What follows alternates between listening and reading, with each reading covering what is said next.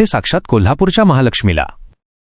जय सद्गुरू. एका भक्ताने बाळूमामांना एक महत्त्वाचा प्रश्न विचारला. तो म्हणाला, मामा, महालक्ष्मी फक्त श्रीमंतांच्याच घरी पाणी भरते का? गरिबांच्या घरी ती का जात नाही?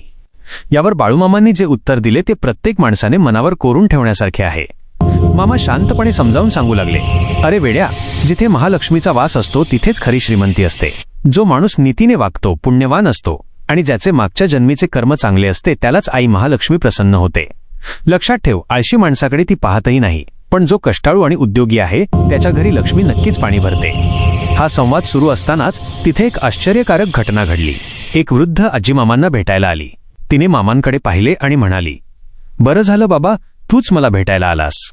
खरं तर मीच तुला भेटायला येणार होते, पण जमलं नाही. मी आताच तिरुपतीहून आले आहे. ती माऊली पुढे म्हणाली, जो गुरुला मानतो आणि सद्गुरूंना मनापासून पूजतो त्याच्यावर माझी कायम कृपादृष्टी असते.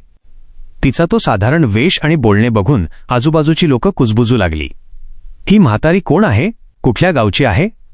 अशी चौकशी सुरू झाली. लोकांचे हे अज्ञान पाहून मामांनी कडाडून सांगितले आणि तिची खरी ओळख करून दिली. मामा म्हणाले, अरे जिला तुम्ही साधीसुधी म्हातारी समजताय ती सामान्य बाई नाही, ती साक्षात वैकुंठाची महालक्ष्मी आहे.